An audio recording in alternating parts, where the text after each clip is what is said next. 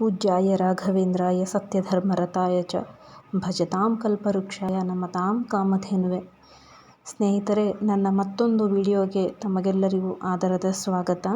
ನಾನು ಹೋದ ವಿಡಿಯೋದಲ್ಲಿ ಹೇಳಿದ್ದೆ, ನಾನು ಟ್ರೀಟ್ಮೆಂಟನ್ನು ತಗೊಂಡು ಹೇಗೆ ಗುಣಮುಖವಾದೆ ಮತ್ತು ಯಾವ ಟ್ರೀಟ್ಮೆಂಟ್ ನನಗೆ ಡಾಕ್ಟ್ರ್ ಕೊಟ್ಟಿದ್ದು ಅಂತ ನಾನು ಎಲ್ಲ ಹೇಳ್ತೀನಿ ನೆಕ್ಸ್ಟ್ ವಿಡಿಯೋದಲ್ಲಿ ಅಂತ ಹೇಳಿದ್ದೆ. ನನಗೆ ಸಮಸ್ಯೆ ಇದ್ದಿದ್ದು ನಿದ್ದೆ ಸಮಸ್ಯೆಯಿಂದ ಬಂದಿದ್ದು. ನನಗೆ ನಿದ್ದೆ ಸರಿಯಾಗಲಿಲ್ಲ ಅಂತ ಹೇಳಿ ಬಾಣಂತನ ಟೈಮಲ್ಲಿ ನನಗೆ ಆ ಸಮಸ್ಯೆ ಬಂದಿದ್ದು. ನಾನು ಇಷ್ಟು ದಿನ ENT ಹತ್ತಿರ ತೋರಿಸ್ತಿದ್ದೆ, ಎಲ್ಲೂ ಕೂಡ ನನಗೆ ಅಷ್ಟು ಒಳ್ಳೆಯ ರಿಸಲ್ಟ್ ಬರಲಿಲ್ಲ. ಹಾಗಾಗಿ ನಾನು ರಾಯರಲ್ಲಿ ಒಂದು 7 ವಾರದ ವ್ರತ ಅಂತ ಹೇಳಿದ್ನಲ್ಲ, ನಾನು ಮೊದಲನೇ ವಾರದಲ್ಲೇ ನನಗೆ ಅನುಗ್ರಹ ಆಯಿತು ರಾಯರಿಂದ. ಅಂದರೆ ನನಗೆ ಯಾವ ಕಡೆಯಿಂದಾದರೂ ನನಗೆ ದಾರಿಯಾದರೂ ತೋರಿಸಪ್ಪ, ಇಲ್ಲಾಂದರೆ ನೀನೇ ನನಗೆ ಏನಾದರೂ ಗುಣಮುಖ ಮಾಡಬೇಕು, ನನ್ನ ಕನಸಿನಲ್ಲಿ ಬಂದು ಅಥವಾ ನೀವು ಬೇರೆ ದಾರಿ ಮುಖಾಂತರ ತೋರಿಸುವ ಮುಖಾಂತರ ನನಗೆ ಗುಣಮುಖ ಮಾಡಬೇಕು ಅಂತ ನಾನು ರಾಯರಲ್ಲಿ ಬೇಡ್ಕೊಂಡಿದ್ದೆ. ಅದೇ ಪ್ರಕಾರವಾಗಿ ಅವರು ನನಗೆ ನ್ಯೂರೋಲಾಜಿಸ್ಟ್ ಹತ್ರ ಹೋಗಬೇಕು, ಇಂಥವ್ರ ಕಡೆಯೇ ಹೋಗಬೇಕು ಅಂತ ಹೇಳಿ ಒಬ್ಬರ ಕಡೆಯಿಂದ ಅವರು ಸೂಚನೆಯನ್ನು ಕೊಡಿಸಿದ್ರು. ಅವರ ಹೇಳಿದ ಥರನೇ ನಾವು ಆ ಡಾಕ್ಟ್ರ್ ಹತ್ರ ಹೋದ್ವಿ. ಹೋದಾಗ ಅವರು ಕೇಳಿದರು, ಅಂದರೆ ನನಗೆ ಆಗುವಂತಹ ಸಿಂಪ್ಟಮ್ಸ್ ಎಲ್ಲ ಅವರೇ ಹೇಳಿದರು ನನಗೆ. ಅಂದರೆ ಡಿಪ್ರೆಷನ್ನು, ಆ್ಯಂಗ್ಸಿಟಿ, ಒಂಥರ ಸತ್ತೋಗಬೇಕು, ಬದುಕಲೇಬಾರ್ದು ಅಂತ ಅಷ್ಟು ನಾನು ಡಿಪ್ರೆಷನ್ಗೆ ಹೋಗ್ತಾಯಿದ್ದೆ. ಕ್ರಮೇಣವಾಗಿ ಹೋಗ್ತಾಯಿದ್ದೆ. ಅಂದರೆ ನನಗೆ ಈ ಥರ ಸಮಸ್ಯೆ ಯಾಕೆ ಆಗ್ತಿದೆ, ನನಗೆ ಯಾಕೆ ಆಗ್ತಿದೆ, ಏನಿದು ಸಮಸ್ಯೆ ಗೊತ್ತೇ ಆಗ್ತಿಲ್ವಲ್ಲ, ಎಷ್ಟು ಅಂತ ENT ಹತ್ರ ಹೋಗೋದು. ಮತ್ತು ಎಲ್ಲ ಕಡೆ ತೋರಿಸಿ ನನ್ನ ಗಂಡ ಮತ್ತು ನನ್ನ ನಡುವೆ ಜಗಳನೇ ಶುರು ಆಗ್ತಿತ್ತು. ಎಷ್ಟು ಅಂತ ನಾನು ತೋರಿಸೋದು ಅಂತ ಅವರು, ನೀವು ಬೇರೆ ಕಡೆ ಎಲ್ಲಾದರೂ ಕೇಳಿ ನಾನು ಗುಣಮುಖ ಆಗಬೇಕು ಅಂತ ಹೇಳಿ ನಾನು.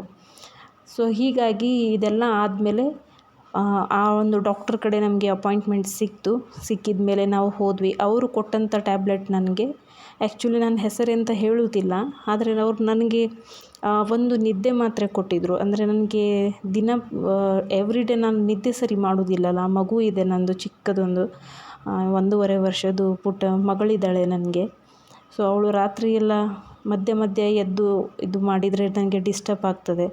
ಹಾಗಾಗಿ ಅವರೊಂದು ಟ್ಯಾಬ್ಲೆಟ್ ಕೊಟ್ಟಿದ್ದರು. ಮತ್ತು ಇದ್ದಿದ್ದು ನನಗೆ ಒಂಥರ ತಲೆನೋವು ಬಂದರೆ, ವಿಪರೀತ ತಲೆನೋವು, ತಲೆ ದಿಮ್ ಅಂತ ಹಿಡಿದು ಒಂಥರ ನನಗೆ ಅದು ಬಾಡಿ ಇಂಬ್ಯಾಲೆನ್ಸ್ ಆಗೋದು ಜಾಸ್ತಿ ಆಗ್ತಿತ್ತು. ಇದೇ ನನ್ನ ಸಮಸ್ಯೆ. ಸೊ ಡಾಕ್ಟ್ರಿಗೆ ಹೇಳಿದ್ದೆ ನಾನು, ಈ ಥರ ನನಗೆ 10 ನಿಮಿಷ ಬಿಟ್ಟು, ಅರ್ಧ ಗಂಟೆ ಬಿಟ್ಟು ಒಂದೊಂದು ಥರ ತಲೆನೋವು ಬರುತ್ತೆ. ಆ ತಲೆನೋವು ಬಂದರೆ ಮಾತ್ರ ನನಗೆ ಜಾಸ್ತಿ ಆಗ್ತದೆ ಇಂಬ್ಯಾಲೆನ್ಸು. ನನಗೆ ಹಿಂದೆಯಿಂದ ಯಾರೋ ಒಬ್ಬರು ನೂಕ್ತಿದ್ದಾರೇನೋ ಅಂತ ಅನ್ನೋಷ್ಟು ಫೀಲ್ ಆಗ್ತಿತ್ತು ನನಗೆ. ಸೊ ಅವರಿಗೆ ನಾನು ಹೇಳಿದಾಗ ಅವರು ನನಗೆ ಮೈಗ್ರೇನ್ಗೆ ಒಂದು ಟ್ರೀಟ್ಮೆಂಟ್ ಕೊಟ್ಟಿದ್ದರು, ಹಾಗೆ ನಿದ್ದೆಗೆ ಮತ್ತು ಡಿಪ್ರೆಷನ್ನು, ಆ್ಯಂಗ್ಸಿಟಿ, ಆತಂಕ, ಏನಾದರೂ ಆಗಿಬಿಡ್ಬೋದಾ ನನಗೆ, ಒಬ್ಬಳೇ ಇದ್ದಾಗ ನಾನು ಸತ್ತೋಗ್ತೀನಾ, ನನಗೇನಾದರೂ ಆಗುತ್ತಾ ಅನ್ನೋ ಭಯ, ಯಾವಾಗಲೂ ಭಯದಲ್ಲೇ ಇರ್ತಿದೆ. ಯಾರಾದರೂ ಹೀಗೆ ತೀರ್ಕೊಂಡಿದ್ದಾರೆ, ಹೀಗೆ ನ್ಯೂಸ್ ಚಾನಲ್ಸ್ ಏನಾದರೂ ನೋಡಿದರೆ ಅದನ್ನು ಕೇಳಿ ತೀರಾ ಭಯ ಆಗ್ತಿತ್ತು ನನಗೆ. ಮತ್ತು ಎಲ್ಲಾದರೂ ಬಾಣಂತಿಯರು ಅವರೇನಾದರೂ ಎಕ್ಸ್ಪೈರ್ ಆದರೆ ಅದನ್ನು ಕೇಳಿ ಕೂಡ ಒಂಥರ ಭಯ ಅನಿಸ್ತಿತ್ತು. ನನಗೇನಾದರೂ ಆಗಿಬಿಡ್ಬೋದಾ, ನನಗೆ ಹೀಗಾಗತ್ತಾ ಅಂತ ಹೇಳಿ. ಸೊ ಇದಕ್ಕೆಲ್ಲ ಟ್ರೀಟ್ಮೆಂಟ್ ಕೊಟ್ಟಿದ್ದರು ಅವರು. 2 ವೀಕ್ಸ್ ಬಿಟ್ಟು ಬನ್ನಿ, ಅಂದರೆ ಈ ಟ್ಯಾಬ್ಲೆಟನ್ನು ಯಾವುದೇ ಕಾರಣಕ್ಕೂ ನಿಲ್ಲಿಸಬಾರ್ದು, 2 ವೀಕ್ಸ್ ಆಫ್ಟರ್ ಬಂದು ನನಗೆ ರಿವ್ಯೂಸ್ ಹೇಳಬೇಕು ಅಂತ ಹೇಳಿದರು. ಸೊ ಅವ್ರು ಹೇಳಿದ ಮಾತಿನಂತೆ ನಾವು 2 ವೀಕ್ಸ್ ಬಿಟ್ಟು ಹೋದ್ವಿ. ಹೋದಾಗ ನನಗೆ ಒಂದು 80% ಅಷ್ಟು ಗುಣ ಆಗಿತ್ತು. ಅವ್ರು ಕೇಳಿದರು ಡಾಕ್ಟ್ರು, ಇವಾಗ ಹೇಗಿದ್ದೀರಾ ಅಂತ. ಅದಕ್ಕೆ ನಾನು ಹೇಳಿದೆ, ಇವಾಗ ಸ್ವಲ್ಪ ಕಡಿಮೆ ಇದೆ ಸರ್ ಅಂತ. ಅವರು ಹೇಳಿದರು ವಾಪಸ್ಸು, ನೀವು ಬಂದ ಕೂಡಲೇ ನನಗೆ ಥ್ಯಾಂಕ್ ಯು ಡಾಕ್ಟರ್ ಅಂತ ಹೇಳ್ತೀರಾ ಅಂತ ನಾನು ಅಂದ್ಕೊಂಡೆ, ನೀವು ನೋಡಿದರೆ ಸ್ವಲ್ಪ ಪರವಾಗಿಲ್ಲ ಅಂತ ಹೇಳ್ತಿದ್ದೀರಾ, ಹೇಗೆ ಅಂತ ಹೇಳಿ. ಅದಕ್ಕೆ ನಾನು ಹೇಳಿದೆ, ನಾನು ಕಂಪ್ಲೀಟಾಗಿ ಗುಣಮುಖ ಆದಮೇಲೇ ಅಲ್ವಾ ಸರ್ ಥ್ಯಾಂಕ್ ಯು ಅಂತ ಹೇಳೋದು, ನನಗೆ ಇನ್ನೂ ಸ್ವಲ್ಪ ಸೆನ್ಸೇಷನ್ ಇದೆ, ಹಾಗೆ ಸ್ವಲ್ಪ ಇದೆ ಅಂತ ಹೇಳಿದ್ದಕ್ಕೆ ಅವರು ಮತ್ತೆ 2 ತಿಂಗಳ ಟ್ಯಾಬ್ಲೆಟ್ ಬರೆದು ಕೊಟ್ಟರು. ಅಂದರೆ ಒಂದು ಕೋರ್ಸ್ ಇರುತ್ತಂತೆ ಅದು. ಸೊ ಆ ಪ್ರಕಾರವಾಗಿ ನನಗೆ ಕೋರ್ಸ್ ಕಂಪ್ಲೀಟ್ ಮಾಡಲಿಕ್ಕೆ ಆ ಒಂದು ಮಾತ್ರೆಗಳನ್ನು ಬರೆದು ಕೊಟ್ಟರು. ಸೊ ಅದನ್ನು ನಾನು ತೊಗೊಳ್ತಾ ಇದ್ದೀನಿ, ಇನ್ನೂವರೆಗೂ ಕಂಟಿನ್ಯೂ ಇದೆ ತೊಗೊಳ್ಳೋದು. ಸೊ ತೊಗೊಂಡ್ರೂ ಕೂಡ ಏನು ಮತ್ತೊಂದು ಅಂತಂದರೆ, ನಾನು ರಾಯರನ್ನು ಪೂಜಿಸ್ತಾ ಇದ್ದೀನಿ. ಪೂಜಿಸೋದು ಅಂತಂದರೆ ಏನೂ ಇಲ್ಲ. ನಾನು ಮಾಡಿರುವಂತಹ ವ್ರತ 7ನೇ ವಾರದ ವ್ರತಗಳು ಕೂಡ ಕಂಪ್ಲೀಟಾಗಿದೆ. ಸೊ ನಾನು ಹೇಗೆ ಮಾಡ್ತಿದ್ದೆ ಅಂತ ಹೇಳ್ತೀನಿ. ನಾನು ರಾಯರ ಒಂದು ಫೋಟೋವನ್ನು ಇಟ್ಕೊಂಡು ಮುಂದೆ 2 ತುಪ್ಪದ ದೀಪ ಹಚ್ತಿದ್ದೆ.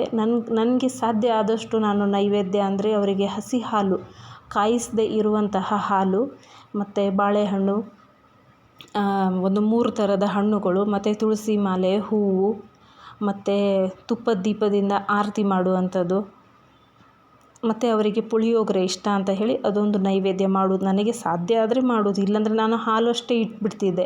ನನಗೆ ಹೇಗೆ ಸಾಧ್ಯ ಆಗುತ್ತೆ ಹಾಗೆ ಮಾಡಬೇಕು ಅಂತ ಮಾಡ್ತಿದ್ದೆ. ಕೆಲವೊಂದು ಬಾರಿ ಬ್ರಾಹ್ಮಿ ಮುಹೂರ್ತದಲ್ಲೇ ಅಂದರೆ ಬೆಳಿಗ್ಗೆ 5:30 ಅನ್ನೋಷ್ಟರಲ್ಲಿ ಪೂಜೆ ಆಗ್ತಿತ್ತು. ಕೆಲವೊಂದು ಬಾರಿ ನನಗೆ 7 ಗಂಟೆವರೆಗೂ ಎದ್ದೇಳೋಕ್ಕೆ ಆಗ್ತಿರಲಿಲ್ಲ. ಕೆಲವೊಂದು ಸಲ ಅದು ಹೇಗಾಗೋದು ಅಂದರೆ ನನಗೆ ಎದ್ದೇಳೋಕ್ಕೆ ಆಗಲ್ಲ ಅಂತ ಟೈಮಲ್ಲಿ ನನ್ನ ಹಸ್ಬೆಂಡೇ ಎಬ್ಬಿಸ್ತಿದ್ರು. ಯಾಕೆ ಇವತ್ತು ಪೂಜೆ ಮಾಡೋದಿಲ್ವಾ, ಎದ್ದೇ ಇಲ್ಲಲ್ಲ ನೀನು, ಗುರುವಾರ ಎದ್ದೇಳು ಅಂತ ಹೇಳಿ ನನ್ನ ಹಸ್ಬೆಂಡ್ ನನಗೆ ಎಬ್ಬಿಸಿ ಅವರೇ ಮನೆಯೆಲ್ಲ ಒರೆಸಿಕೊಟ್ಟು ಕಸ ಗುಡಿಸು ಆ ಥರ ಎಲ್ಲ ಮಾಡ್ತಿದ್ರು. ಸೊ ಹೀಗೆ ಒಂದು 3-4 ವಾರ ನಾನು ಬ್ರಾಹ್ಮಿ ಮುಹೂರ್ತದಲ್ಲೇ ಪೂಜೆ ಮಾಡಿದ್ದು. ಇನ್ನೂ ಒಂದು 2-3 ವಾರ ನನಗೆ ಆಗಲಿಲ್ಲ. ಸೊ ಈ ಥರ ನಾನು ಪೂಜೆಯನ್ನು ಮಾಡ್ಕೊಂಡು ಬಂದೆ. ಮತ್ತು 5ನೇ ವಾರದಲ್ಲಿ 6ನೇ ವಾರದಲ್ಲಿ ನಾನು ಅವರ ನಾಮಲೇಖನವನ್ನು ಬರೀಬೇಕು ಅಂತ ಹೇಳಿ ಒಂದು ಯೂಟ್ಯೂಬ್ ಚಾನಲ್ ಮುಖಾಂತರನೇ ನಾನು ತರಿಸ್ಕೊಂಡೆ. ಸೊ ಅದು ತರಿಸಾದ್ಮೇಲೆ ನಾನು ನಾಮಲೇಖನ ಬರಿತಾ ಇದ್ದೀನಿ ಮತ್ತು ಅವರ ಅಷ್ಟೋತ್ತರಗಳನ್ನು ಹೇಳ್ತಾ ಇದ್ದೀನಿ, ಪಾರಾಯಣ ಮಾಡ್ತಾ ಇದ್ದೀನಿ. ನೀವು ಸಹ ಹಾಗೆ ಮಾಡಿ. ನಾವು ಕೇವಲ ರಾಘವೇಂದ್ರ ಸ್ವಾಮಿಗಳು ಹೂ ಪ್ರಸಾದ ಕೊಡ್ತಾರೆ ಅಂತ ಹೇಳಿ ಅವರ ಹೂ ಪ್ರಸಾದಕ್ಕೋಸ್ಕರ ಕೂತು ಅದ್ರ ಮೇಲೇ ಡಿಪೆಂಡ್ ಆಗಿ ಕೂತ್ರೆ ಏನೂ ಪ್ರಯೋಜನ ಇಲ್ಲ. ಅದರಲ್ಲಿ ನಮ್ಮದು ಕೂಡ ಒಂದು 80% ನಮ್ಮದು ಕೂಡ ನಮ್ಮದು ಪ್ರಯತ್ನ ಇರಬೇಕು. ಎಲ್ಲವೂ ರಾಯರೇ ಮಾಡಿಬಿಡ್ತಾರೆ ಅನ್ನೋದಾದರೆ ಎಲ್ಲವೂ ಸಾಧ್ಯ ಇಲ್ಲ. ಅಂದರೆ ಅವರು ಅಷ್ಟು ಕರುಣಾಮಯಿಗಳು, ಎಲ್ಲವನ್ನೂ ಮಾಡ್ತಾರೆ, ಕರುಣಿಸ್ತಾರೆ. ಆದರೆ ನಮ್ಮ ಪ್ರಯತ್ನವೂ ಕೂಡ ಇರಬೇಕು ಅಲ್ವಾ. ಸೊ ಈಗ ನನ್ನ ವಿಷಯದಲ್ಲಿ ಹಾಗೆ ಆಗಿದ್ದು. ಅವರಿಂದ ಸಾಧ್ಯ ಅಂತಂದರೆ ನನಗೆ ಇರುವಂಥದ್ದು ನನಗೆ ಮೆಡಿಕಲಿ ನನಗೆ ತೋರಿಸಬೇಕು, ನಾನು ಬೇರೆ ಯಾವ ಕಾರಣಕ್ಕೂ ಆಗಿರಲಿಲ್ಲ. ಈಗ ನಾನು ಹಾಸ್ಪಿಟಲ್ಗೆ ಹೋಗಿ ನ್ಯೂರಾಲಜಿಸ್ಟ್ ಸ್ಪೆಷಲಿ ಅವ್ರ ಹತ್ರನೇ ಹೋಗಿ ಅವರು ಕೊಟ್ಟಿದ್ದಂಥ ಟ್ರೀಟ್ಮೆಂಟಿಂದ ನಾನು ಗುಣಮುಖವಾಗ್ತಿದ್ದೀನಿ. ಅಂದರೆ ನಮ್ಮ ಪ್ರಯತ್ನವು ಬೇಕು ಅಂತ. ಸೊ ನೀವು ಏನಾದರೂ ರಾಯರಿಗೆ ಪೂಜೆ ಮಾಡಬೇಕಾದ್ರೆ ನಿಮ್ಮ ಇಷ್ಟಾನುಸಾರ ಮಾಡಿ. ನಿಮಗೆ ಸಾಧ್ಯ ಆದರೆ ತುಪ್ಪದ ದೀಪ ಹಚ್ಚಿ, ಇಲ್ಲಾಂದರೆ ಎಣ್ಣೆ ದೀಪನೇ ಹಚ್ಚಿ. ನೀವು ನಂಬಬೇಕು, ನಂಬಿಕೆಟ್ಟವರಿಲ್ಲ. ಯಾರು ರಾಯರನ್ನು ನಂಬುತ್ತಾರೆ, ಮನಸ್ಸಿಂದ ನಂಬ್ತಾರೆ, ಮನಸ್ಸಿನಿಂದ ಭಕ್ತಿಯನ್ನು ಅವರಿಗೆ ತೋರಿಸ್ತಾರೆ ಮತ್ತು ನಂಬಿಕೆಯನ್ನು ಇಟ್ಕೊಂಡು ಪೂಜೆ ಮಾಡ್ತಾರೆ, ಅಂಥವರ ಕನಸಿನಲ್ಲಿ ಯಾವಾಗಲೂ ಶತಸಿದ್ಧವಾಗಿ ರಾಯರು ಬಂದೇ ಬರ್ತಾರೆ. ನಾನು ಇವಾಗಲೂ ಹೇಳ್ತೀನಿ ಸ್ನೇಹಿತರೆ, ನಾನು ಅವರಿಗೆ ಪೂಜೆ ಮಾಡಿದ ಮೇಲೆ ನನಗೆ 3ನೇ ವಾರಕ್ಕೆ ರಾಯರು ಕನಸಿನಲ್ಲಿ ಬಂದರು. 3ನೇ ವಾರ 2ನೇ ವಾರ ಕಂಪ್ಲೀಟ್ ಆಗಿತ್ತು. 3ನೇ ವಾರಕ್ಕೆ ಇನ್ನೂ ಗುರುವಾರ ಬಂದಿರಲಿಲ್ಲ. ನನಗೆ ಒಂದು ಚಿಕ್ಕ ಡಬ್ಬಿಯಲ್ಲಿ ಸಾಕ್ಷಾತ್ ಅವರು ಫೋಟೋದಲ್ಲಿ ಹೇಗಿದ್ದಾರೆ ಹಾಗೆ ನನಗೆ ಕಂಡು ಈ ಹೂವನ್ನು ತಗೋ ಅಂತ ಹೇಳಿ ನನಗೆ ಅವರು ಹೂ ಪ್ರಸಾದ ಅವರ ಬಲಗಡೆ ಕೈಯಿಂದ ನನಗೆ ಕೊಟ್ಟರು ನನ್ನ ಕನಸಿನಲ್ಲಿ. ನಾನು ಏನೋ ಅವ್ರ ಬಗ್ಗೆನೇ ಯೋಚನೆ ಮಾಡ್ತೀನಲ್ಲ, ಹಾಗಾಗಿ ಕನಸಿನಲ್ಲಿ ಬಂದಿರಬಹುದು ಅಂತ ಅಂದ್ಕೊಂಡೆ. ಆದರೆ ಅಲ್ಲ ಸ್ನೇಹಿತರೆ, ಅವರು ನಿಜವಾಗ್ಲೂ ನನಗೆ ಕನಸಿನಲ್ಲಿ ಬಂದು ಅನುಗ್ರಹ ಮಾಡಿದರು. ಆ ಟೈಮ್ನಲ್ಲೇ ಮಾಡಿದರು. ಮತ್ತು ನಾನು ಅವ್ರನ್ನ ಎಷ್ಟು ಪೂಜೆ ಮಾಡ್ತೀನಿ, ಎಷ್ಟು ನಂಬ್ತೀನಿ ನೋಡಿ. ಈಗ ಕನಸಿನಲ್ಲಿ ಪ್ರತಿದಿನ ಬರುತ್ತೆ. ನನಗೆ ಹೇಗೆ ಕನಸು ಬೀಳುತ್ತೆ ಅಂತ ಅಂದರೆ ಬಲಗಡೆಯಿಂದ ಹೂ ಪ್ರಸಾದ ಆಗ್ತಿರೋ ಹಾಗೆ ಕನಸು ಬೀಳುತ್ತೆ. ಕೆಲವೊಂದು ಬಾರಿ ತುಳಸಿ ಹೂಗಳು ಕೆಳಗಡೆ ಬಿದ್ದ ಹಾಗೆ ಹೂ ಪ್ರಸಾದ ಆಗ್ತಿರೋ ಹಾಗೆ ಕನಸು ಬೀಳುತ್ತೆ. ಮತ್ತು ಕೆಲವೊಂದು ಬಾರಿ ಕಾಕಡ ಹೂವು, ಮಲ್ಲಿಗೆ ಹೂ ಅದು ಬಲಗಡೆಯಿಂದ ಬೀಳ್ತಿರೋ ಹಾಗೆ ನನಗೆ ಕನಸು ಬೀಳುತ್ತೆ. ಮತ್ತು ಕೆಲವೊಂದು ಬಾರಿ ತುಳಸಿ ಮಾಲೆ ಬಿದ್ದಂಗೆ ಕನಸು ಬೀಳುತ್ತೆ. ಎವ್ರಿ ಡೇ ನಾನು ಮಲಗೋಕ್ಕಿಂತ ಮುಂಚೆ 108 ಬಾರಿ ಓಂ ಶ್ರೀ ರಾಘವೇಂದ್ರಾಯ ನಮಃ ಅಂತ ಹೇಳಿಕೊಂಡು 108 ಬಾರಿ, ಮತ್ತು 11 ಬಾರಿ ಪೂಜ್ಯಾಯ ರಾಘವೇಂದ್ರಾಯ ಅದು ಉಂಟಲ್ಲ ಅದನ್ನು ಹೇಳಿ, ಮತ್ತು ಅವರ ಗಾಯತ್ರಿ ಮಂತ್ರ ಓಂ ವೆಂಕಟನಾಥಾಯ ವಿದ್ಮಹೆ ಸಚ್ಚಿದಾನಂದಾಯ ಧೀಮಹಿ ತನ್ನೋ ರಾಘವೇಂದ್ರ ಪ್ರಚೋದಯಾತ್. ಓಂ ವೆಂಕಟನಾಥಾಯ ವಿದ್ಮಹೆ ತಿಮ್ಮಣ್ಣ ಪುತ್ರಾಯ ಧೀಮಹಿ ತನ್ನೋ ರಾಘವೇಂದ್ರ ಪ್ರಚೋದಯಾತ್. ಓಂ ಪ್ರಹ್ಲಾದಾಯ ವಿದ್ಮಹೆ ವ್ಯಾಸರಾಜಾಯ ಧೀಮಹಿ ತನ್ನೋ ರಾಘವೇಂದ್ರ ಪ್ರಚೋದಯಾತ್. ಇದನ್ನು 11 ಬಾರಿ ಹೇಳಿಕೊಂಡು ನಾನು ಮಲಗ್ತೀನಿ. ಮಲಗಿದ ಮೇಲೆ ನನಗೆ 100ಕ್ಕೆ 200% ಅವರು ನನಗೆ ಕನಸಿನಲ್ಲಿ ಬಂದು ಹೂ ಪ್ರಸಾದವನ್ನು ಕೊಟ್ಟೇ ಕೊಡ್ತಾರೆ. ನನಗೆ ನಾನು ಆರೋಗ್ಯವಾಗಿ ಇರಬೇಕು ಅಂತ ನಾನು ಅಷ್ಟೊಂದು ನಂಬಿದ್ದು ರಾಯರನ್ನು. ಮತ್ತು ಅವ್ರ ಬಗ್ಗೆನೇ ನಾನು ಹೆಚ್ಚು ವಿಡಿಯೋಗಳನ್ನು ನೋಡ್ತೇನೆ, ಪುಸ್ತಕದಲ್ಲಿ ಓದ್ತೇನೆ. ಒಂದು ಪುಸ್ತಕ ತಂದಿದ್ದೇನೆ ನಾನು, ಅದರಲ್ಲಿ ಅವ್ರ ಬಗ್ಗೆ ಓದ್ತಾ ಇರ್ತೇನೆ, ಮಾಡ್ತಿರ್ತೇನೆ. ಸೊ ಅವರು ಹಾಗೆ ನನಗೆ ಕನಸಿನಲ್ಲಿ ಬಂದು ಅನುಗ್ರಹ ಕೂಡ ಮಾಡ್ತಾರೆ, ಹೂಪ್ರಸಾದವನ್ನು ಕೊಡ್ತಾರೆ. ಮತ್ತು ಇನ್ನೊಂದು ನಿಮಗೆ ಹೇಳೋದಾದರೆ ಸ್ನೇಹಿತರೆ, ನನ್ನ ಕನಸಿನಲ್ಲಿ ಒಂದು ಪವಾಡನೇ ಮಾಡಿದರು ಅವರು ರಾಯರು. ಎಂಥ ಪವಾಡ ಅಂತ ಹೇಳಿ ನಾನು ಮುಂದಿನ ವಿಡಿಯೋದಲ್ಲಿ ಹೇಳ್ತೀನಿ. ಈಗ ನಿಮಗೆ ಕನ್ಫ್ಯೂಸ್ ಆಗಬಹುದು. ಸೊ ನಾನು ಮುಂದಿನ ವಿಡಿಯೋದಲ್ಲಿ ಆ ಪವಾಡ ಏನು ನನ್ನ ಕನಸಿನಲ್ಲಿ ಬಂದಿದ್ದು, ಸಾಕ್ಷಾತ್ ಮಂಚಾಲಮ್ಮ ಮತ್ತು ಗುರು ರಾಘವೇಂದ್ರ ಸ್ವಾಮಿಗಳು ನನ್ನ ಕನಸಿನಲ್ಲಿ ಬಂದಿದ್ದರು. ಸೊ ಅವರು ಬಂದು ನನಗೆ ಏನು ಅನುಗ್ರಹ ಮಾಡಿದರು, ಏನು ಆಶೀರ್ವಾದ ಮಾಡಿದರು ಅಂತ ಹೇಳಿ ನಿಮಗೆ ಮುಂದಿನ ವಿಡಿಯೋದಲ್ಲಿ ಹೇಳ್ತೀನಿ. ಸೊ ಈಗ ನನಗೆ ಹೇಳೋದಾದರೆ ಸ್ನೇಹಿತರೆ, ನಾನು ರಾಯರನ್ನು ನಂಬಿ ಎಷ್ಟೋ ಚೆನ್ನಾಗಿದ್ದೀನಿ. ನಾನು ಅದನ್ನು ಆ ಬಾಯಿಯಿಂದ ಮಾತಿನಲ್ಲಿ ವರ್ಣಿಸೋಕ್ಕೆ ಸಾಧ್ಯವೇ ಇಲ್ಲ. ನಾನು ಒಂದು ಪುಸ್ತಕವನ್ನು ಮಾಡ್ಕೊಂಡು ಬಿಟ್ಟಿದ್ದೀನಿ. ಅವರ ಶ್ಲೋಕಗಳನ್ನು ಒಂದು ಕಡೆ ಬರ್ಕೋಬೇಕು, ಎಲ್ಲ ಅದನ್ನು ನಾನು ಓದಬೇಕು. ಮತ್ತು ಅವರ ಗುರು ಸ್ತೋತ್ರವನ್ನು ತಪ್ಪದೇ ಓದಿ ಸ್ನೇಹಿತರೆ.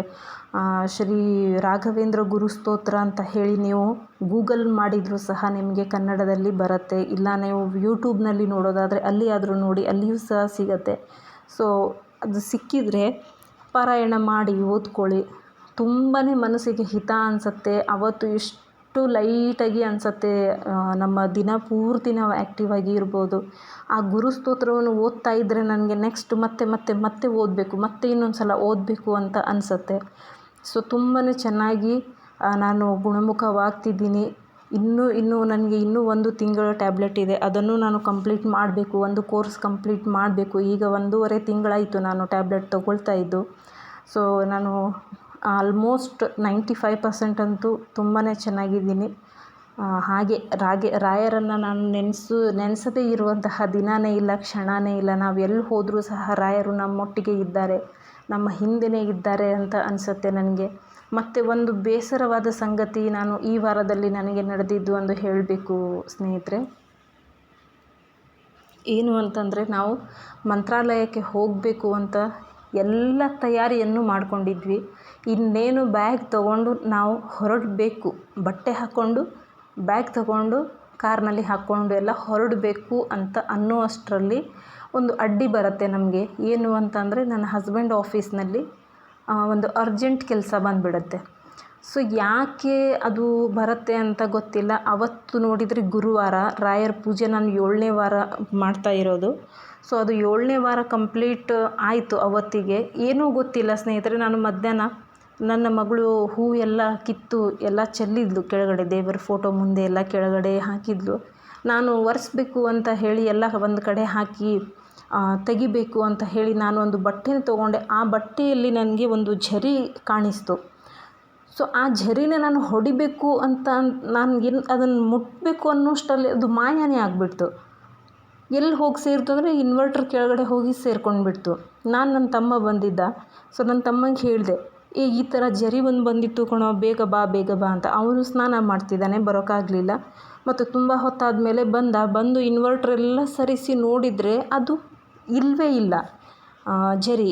ಯಾಕೆ ಈ ಥರ ಆಯಿತು ಅಂತ ಹೇಳಿ ಮೊದಲೇ ನಾನು ಟೆನ್ಷನಲ್ಲಿ ಇದ್ದೆ.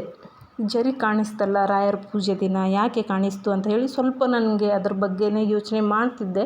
ಅಷ್ಟರಲ್ಲಿ ಹಸ್ಬೆಂಡು ನನಗೆ ಈ ಥರ ಅರ್ಜೆನ್ಸಿ ಇದೆ, ಇವತ್ತು ಬೇಡ ಹೋಗೋದು, ತುಂಬ ಅರ್ಜೆಂಟ್ ಇದೆ, ನಾನು ಒಂದು ಫೈಲ್ ರೆಡಿ ಮಾಡಲೇಬೇಕು ಅಂತ ಹೇಳಿ ಅವರು ಇವತ್ತು ಬೇಡ ಹೋಗೋದು, ನೋಡೋಣ ನಾಳೆ ಅಂತ ಹೇಳಿದರು.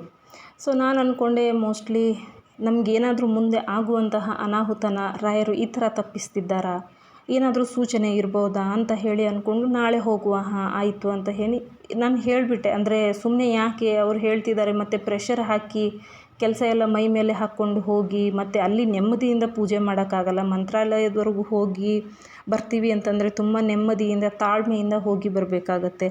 ಸೊ ನಾನು ಅವರಿಗಿಂತ ಹೇಳಲಿಲ್ಲ, ಆಯಿತು ಅಂತ ಹೇಳಿಕೊಂಡೆ. ಮತ್ತು ಸಂಜೆ ಅವರು ಬರೋವಾಗ ನೋಡಿದರೆ ಆಗೋದೇ ಇಲ್ಲ, ಹೋಗೋದೇ ಬೇಡ, ಗುರುವಾರ ಹೋಗೋದೇ ಬೇಡ, ಯಾಕೋ ನನಗೆ ಬೇಡ ಅನ್ನಿಸ್ತಿದೆ, ಕೆಲಸ ಇದೆ. ಸೊ ಹೋಗೋದೇ ಬೇಡ ಅಂತ ಹೇಳಿದರು. ಹಾಗಾಗಿ ನಾವು ಹೋಗೋಕ್ಕೆ ಆಗಲಿಲ್ಲ ಸ್ನೇಹಿತರೆ. ಈ ವಾರದಲ್ಲಿ ಹೋಗಲಿಲ್ಲ. ಮತ್ತು ರಾಯರು ನಮ್ಮನ್ನು ಯಾವತ್ತು ಅನುಗ್ರಹ ಮಾಡಿ ಅಲ್ಲಿಗೆ ಕರೆಸ್ಕೊಳ್ತಾರೆ ಅಂತ ಗೊತ್ತಿಲ್ಲ.